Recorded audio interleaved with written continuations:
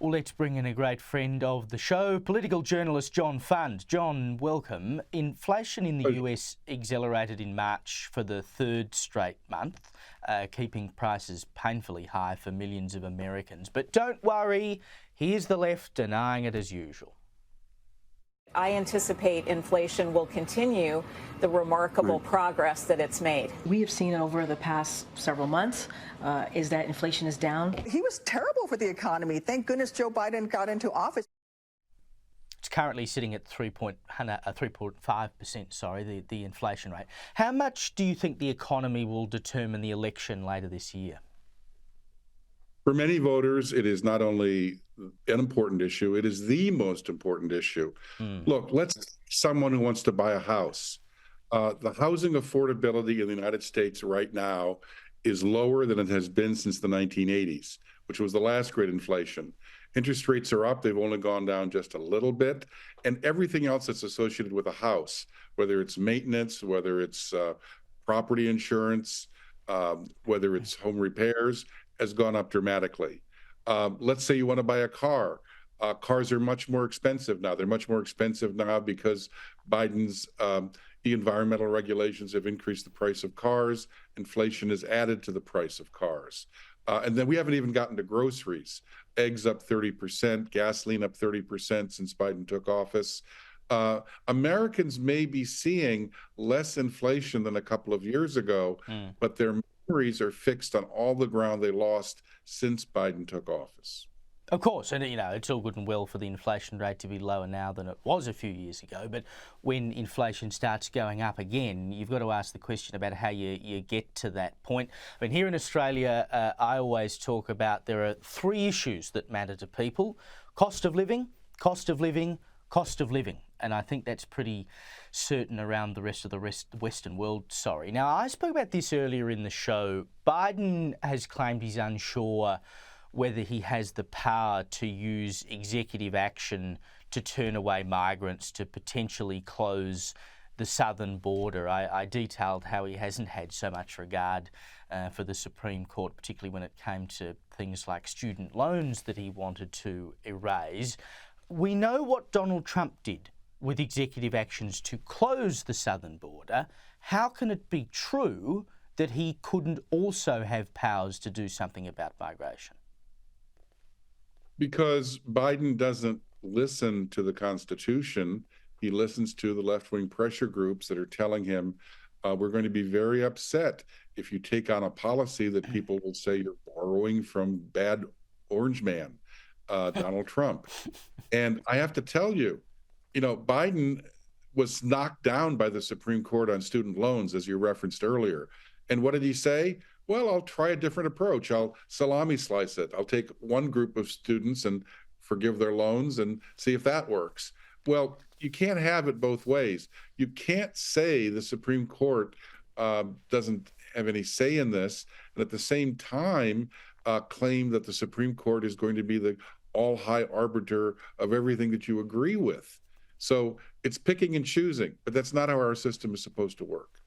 And then, of course, you've got the people who are already in the country. And I mean, you've only got to look at New York City. They're dealing with a wave of migrant crime. But immigration experts are basically saying it's incredibly difficult, both legally and logistically, for the feds to remove migrants before they've actually been convicted of a crime. And part of this comes from the city's sanctuary laws, which of course bar local police from contacting US immigration and customs enforcement. I mean, as I said in my editorial at the top of the show, why, if you were thinking of going somewhere in the world, why would you not want to be an illegal immigrant in the US? I mean, you're basically encouraged to do it, and the system is set up in your favour.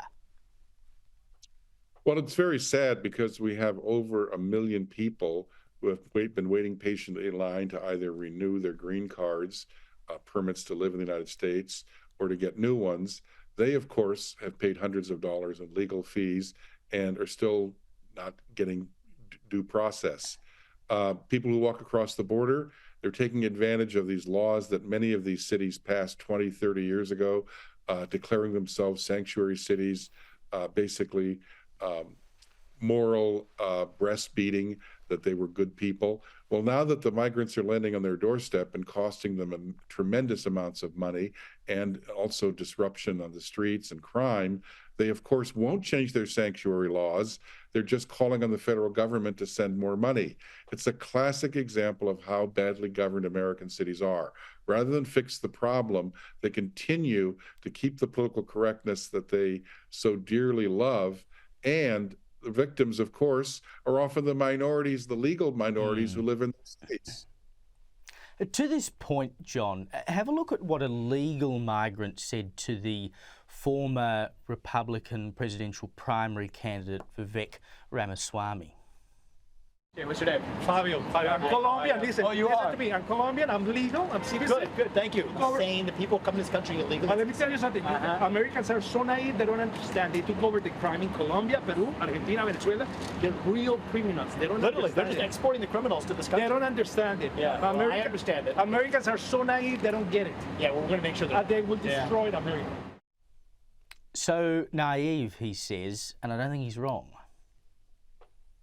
No, in fact, I'll give you an example from my native California. A few weeks ago, it was found that a group of young Chileans, young males between 18 and 25, were flying regularly into Los Angeles, casing out very wealthy neighborhoods, and then burglarizing them, and then selling the proceeds on the internet or through various fences.